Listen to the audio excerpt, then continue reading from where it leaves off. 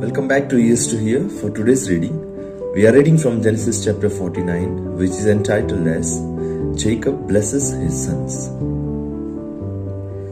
Then Jacob called for his sons and said, "Gather around so I can tell you what will happen to you in the days to come. Assemble and listen, sons of Jacob. Listen to your father Israel.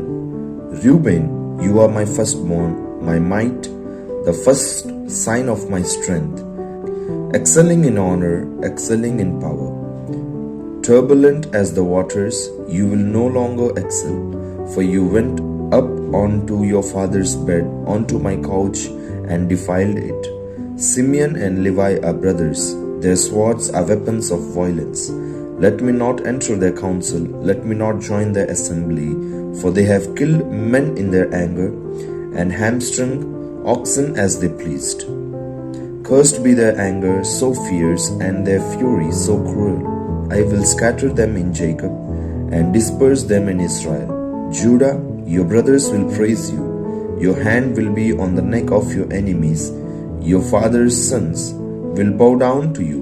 You are a lion's cub, Judah. You return from the prey, my son. Like a lion he crouches and lies down, like a lioness. Who dares to rouse him?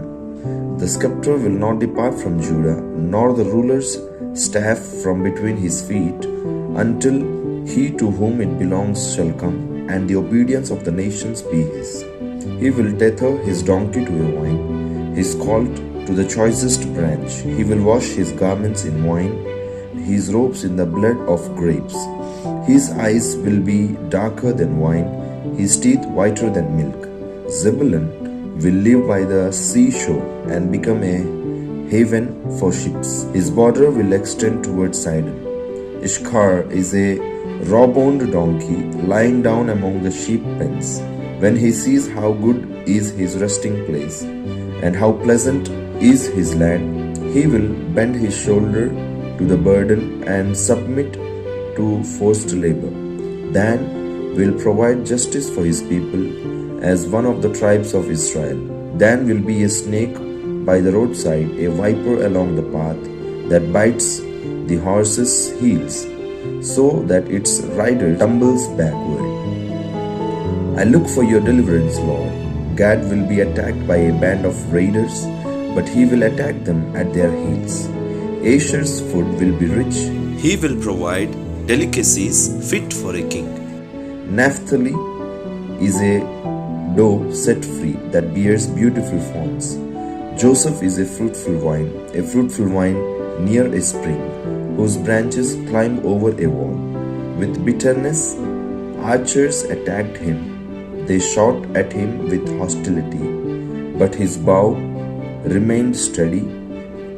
His strong arms stayed limber because of the hand of the mighty one of Jacob, because of the shepherd, the rock of Israel.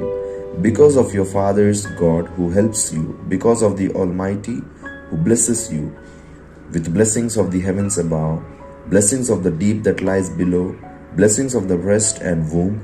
Your father's blessings are greater than the blessings of the ancient mountains, than the bounty of the age-old hills. Let all this rest on the head of Joseph, on the brow of his prince among his brothers. Benjamin is a ravenous wolf. In the morning he devours the prey, in the evening he divides the plunder. All these are the 12 tribes of Israel, and this is what their father said to them when he blessed them, giving each the blessing appropriate to them. Then he gave them these instructions: I am about to be gathered to my people. Bury me with my fathers in the cave in the field of Ephron the Hittite, the cave in the field of Machpelah near Mamre in Canaan, which Abraham bought along with the field as a burial place from Ephron the Hittite. There Abraham and his wife Sarah were buried. There Isaac and his wife Rebekah were buried. And there I buried Leah. The field and the cave in it were bought from the Hittites. When Jacob had finished giving instructions to his sons, he drew his feet up into the bed, breathed his last, and was gathered to his people. May the Lord bless us through the reading and hearing of His word. Amen. See you tomorrow.